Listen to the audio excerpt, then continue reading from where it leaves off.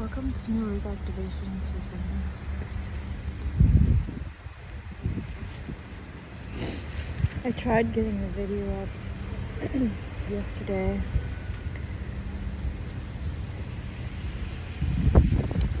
but what happened was I had to protect my lips from getting burnt, and I was running low on what I had, and it was really running low, and it had cut my mouth and it was bleeding, and I didn't want to be seen like that.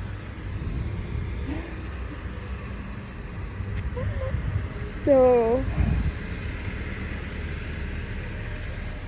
I did other videos instead, and sorry about that, but I didn't know that was gonna happen. So everybody keeps asking me questions that I don't really understand what they're asking.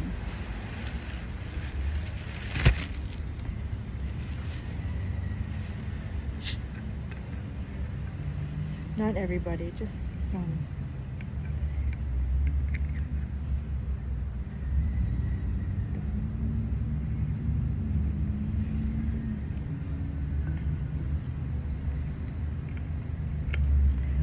I don't know what it is they mean by that.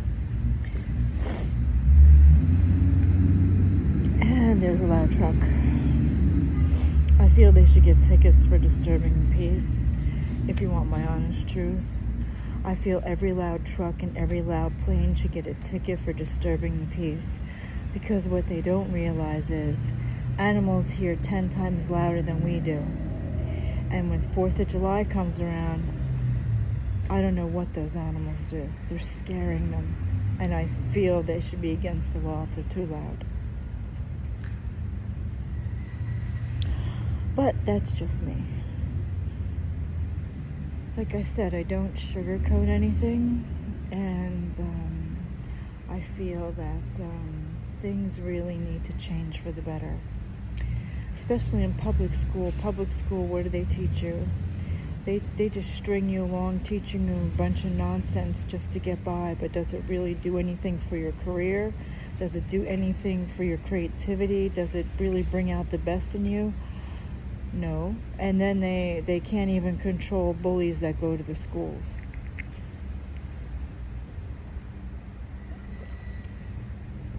I mean, in 3rd grade, a kid shouldn't be quitting school to go to another school because of bullies.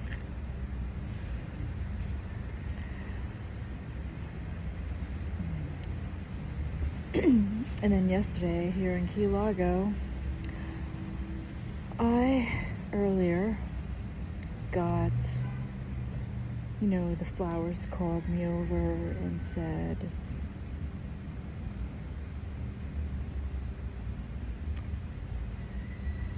they wanted me to see them. I'm sure you've heard Ralph Waldo Emerson say, or one of the poets say, that the world smiles in flowers. Well, when they bloom, they know that I love that, and they call me over to see them. And the pollinators know that they're important to me as well. So I got to videotape them. And it was beautiful. It was a peaceful meadow. It wasn't mowed by some lame lawnmower. It wasn't well manicured, because I feel well manicured is just, at times it's okay, but it's not great for everywhere at all times. No, somebody else who should be getting a ticket for a loud vehicle.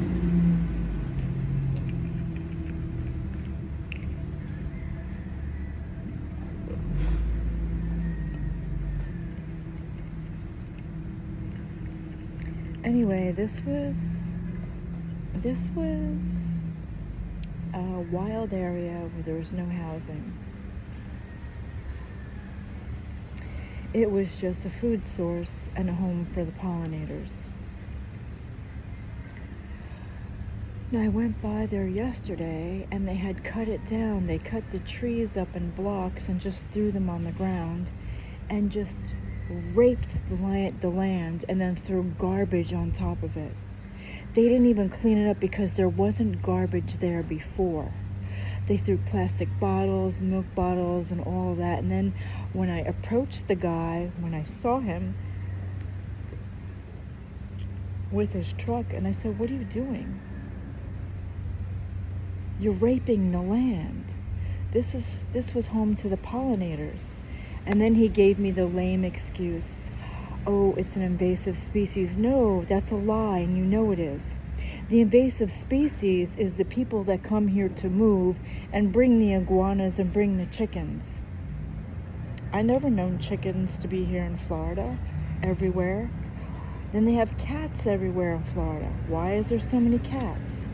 Why are there so many iguanas? Why are there so many lizards? Because people are bringing them here, that's why. The invasive species is the people bringing them here because they don't care about nature, because they don't care about the wildlife.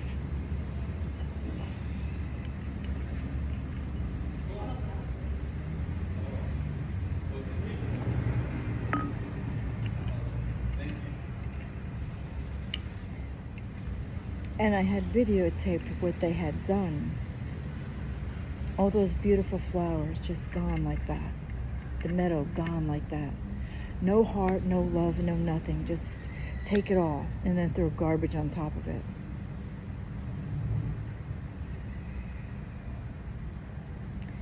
And the guy said to me with the truck and said, when he said that to me, I said, "No.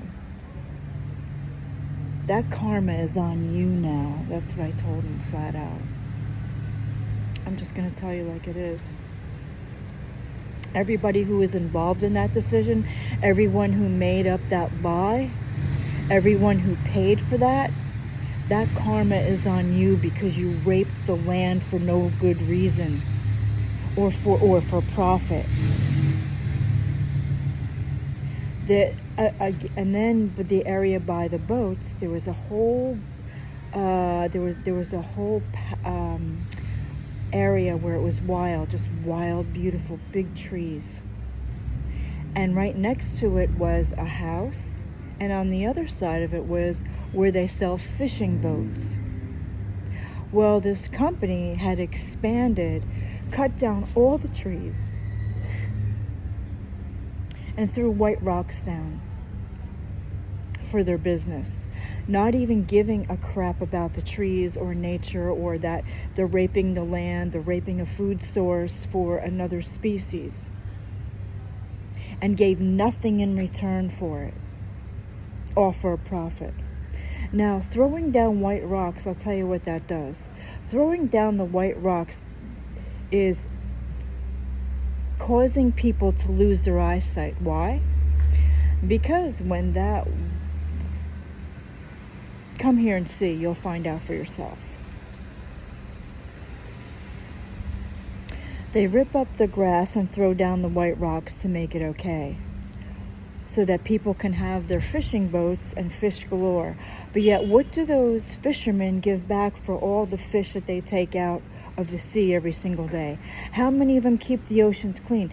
The ocean shouldn't be dark. You should be that ocean should be crystal clear to where you can see the bottom of the ocean. You should be able to see every fish in that ocean. And if you're not cleaning out that water and you're taking from it every single day, you don't think that's going to come back to you? People don't really understand karma. I'll tell you what's going to happen is you have to take responsibility for what you're doing and not just look the other way.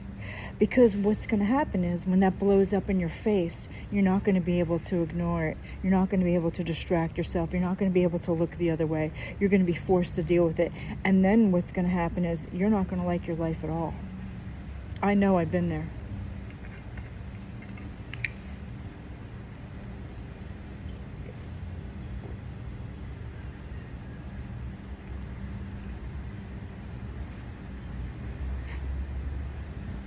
Like I said, I knew nothing about nothing when I stepped into this work.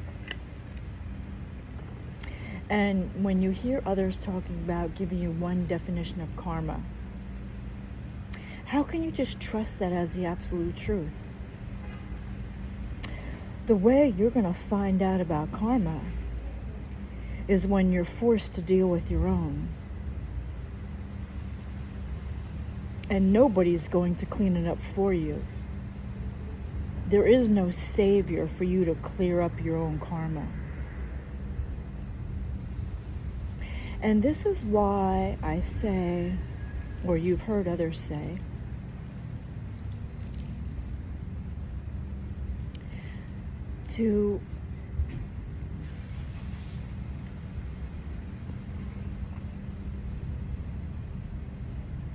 that it's never between you and them. It's between you and God. Mother Teresa had said that in one of her. I had a picture frame of all the things that she. Well, a bunch of things that she did say, and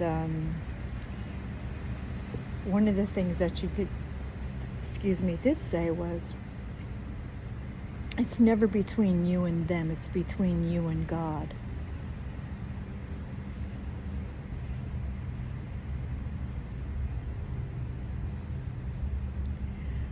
This is why it's important to stay focused on your vibration, on your alignment, on meditation, and not following the mind. Following the mind, listening to the mind will only lead you down the wrong path. Feeling the way through is the answer and the truth. Your feelings never lie. If your gut is telling you something and your mind is telling you the other, who are you going to listen to? Because I've already told you in one of my videos that this work chose me, I didn't choose it. And the mind was telling me when I was doing other work, of course, when you step into this, you're in service to all. So I was happy doing it that way. But then when I was guided to do the work for myself, which I didn't want to go or do it, and my guide said to me, you're going even if you're kicking and screaming. And I thought, well, I'm not like that. What is she talking about? And I don't know why she would say something like that. But obviously she knew what was down the road for me before I did. And had I listened to the mind, I would not have done the work on myself. But because I did not listen to the mind, I focused on what my heart was guiding me to do. I was listening to my intuition, and I was feeling through it.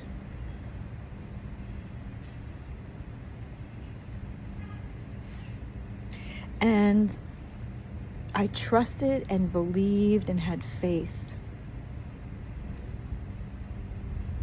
No matter what my reality was, no matter what my circumstances were, no matter what my everyday was like,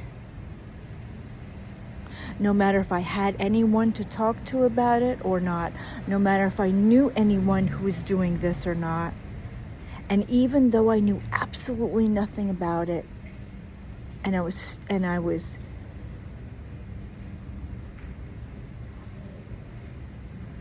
stepping into the unknown and staying on top of it every single day, no matter how long it took.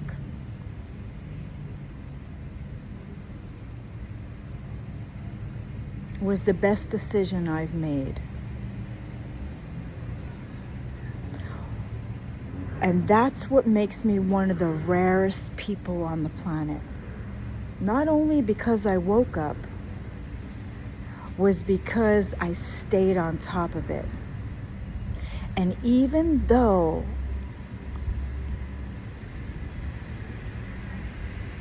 it was me and my guides,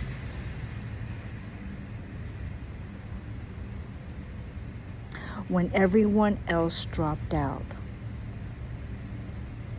turned their back, didn't understand what I was doing, didn't want to understand, wanted to remain confused, wanted to keep judging, wanted to keep criticizing, wanted to be sarcastic, and everything else.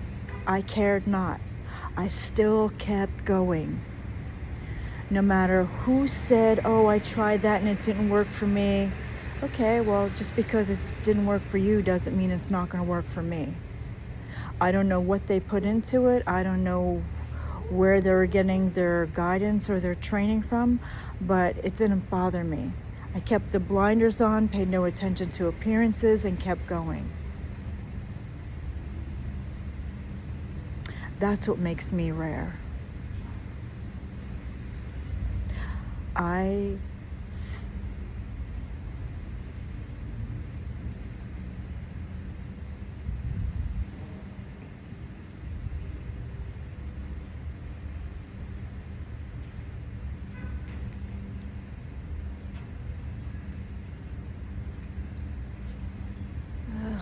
One moment, please.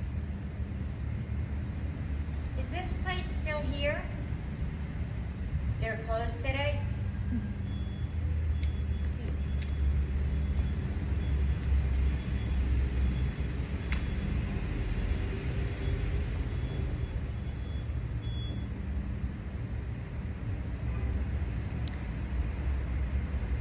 For me, it was better to go into the unknown and just do it.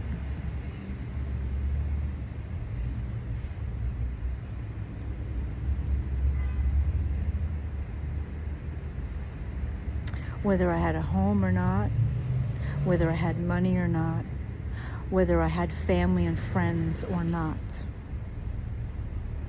And just because they didn't understand it, or they couldn't see the value in it or the importance of it, why should I quit just because of how they thought?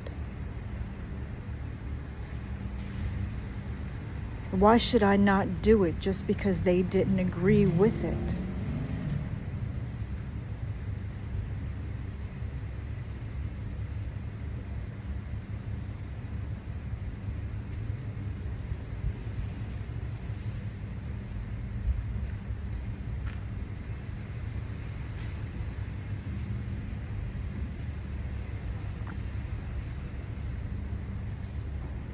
And I went through a lot of crap for it. I've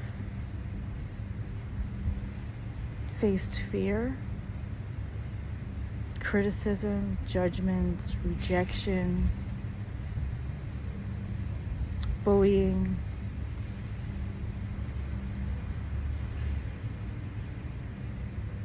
hatred, poverty, homelessness.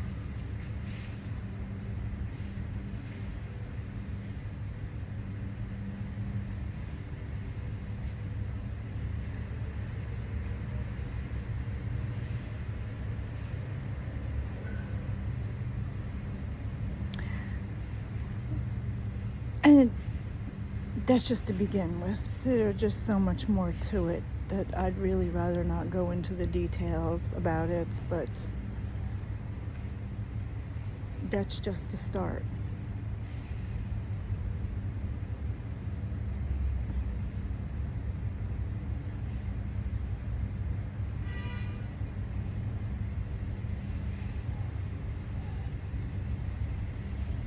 And I really didn't want to share this until I was able to turn my life around financially.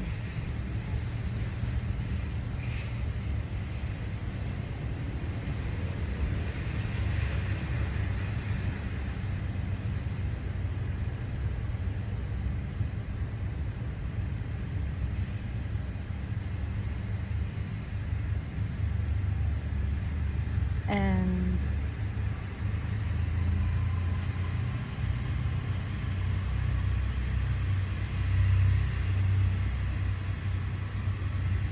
believe me, it's not like I haven't tried. I have. And I tried for a really long time. So many different things. It's so many different ways.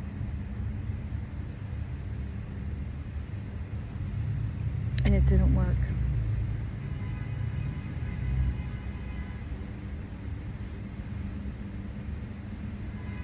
But for me to be struggling financially is ludicrous.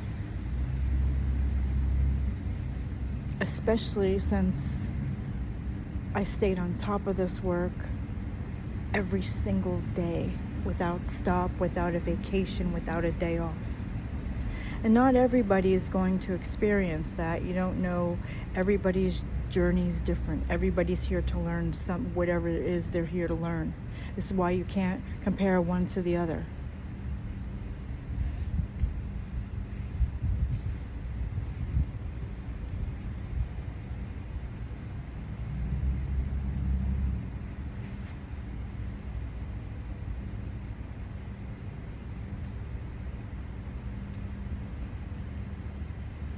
But those that did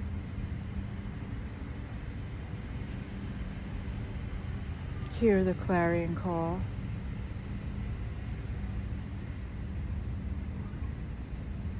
and didn't hesitate to jump all in and stay on top of it.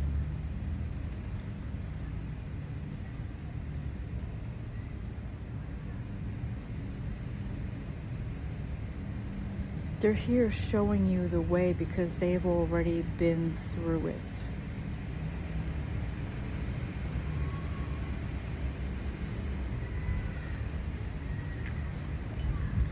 Now, if you have money and you've never done anything spiritually, you don't have it all.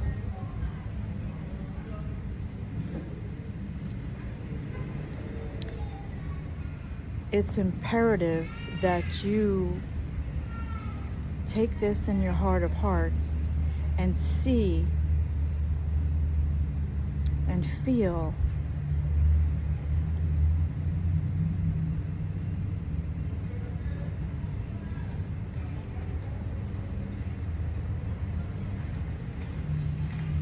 one moment, please.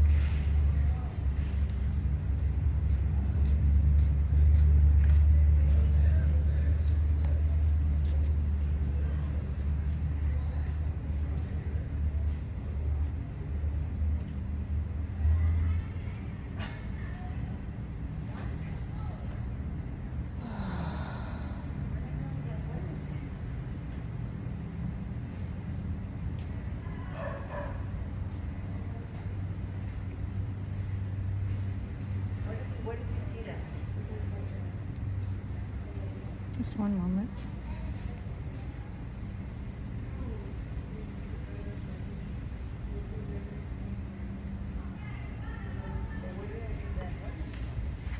All right, I'm gonna move.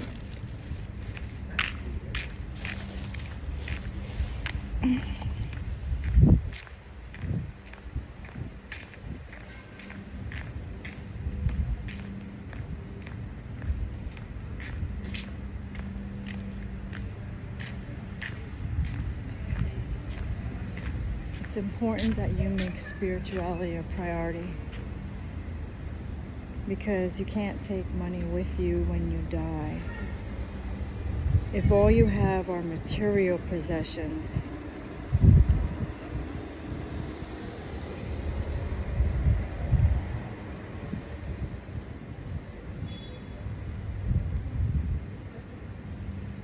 and you're spiritually dead or spiritually poor.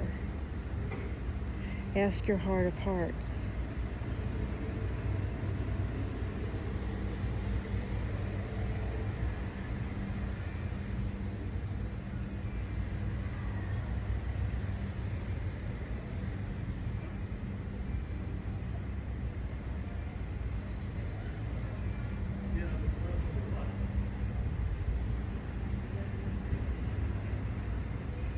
If the spiritual path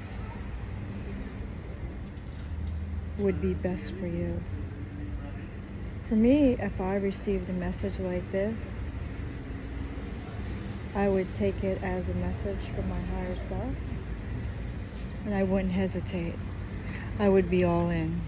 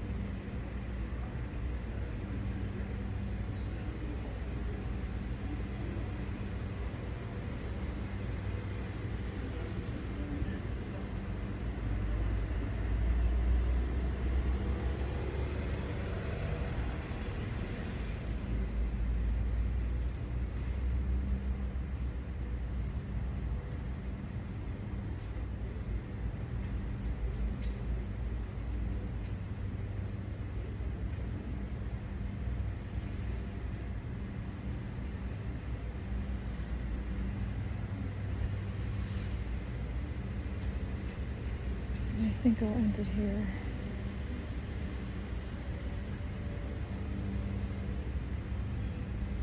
And I'm doing activation when I feel it. If you have anything you want to share or any comments, you can email me or put it in the description box below. My email is reinadhabsburg@gmail.com.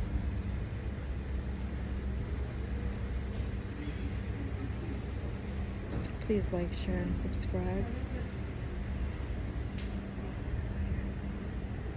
Remember, I was told this. Energy flows where attention goes.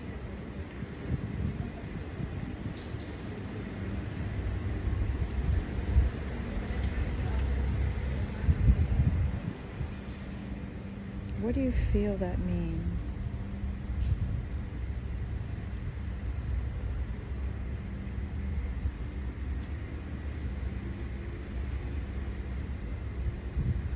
Send me a picture if you'd like me to do an energy reading. If you'd like to register for a private, personal group, you can do it through my email.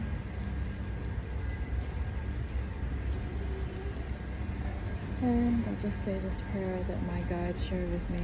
We love and bless all humanity, and we love and bless all creations. And if you really want to take your life seriously,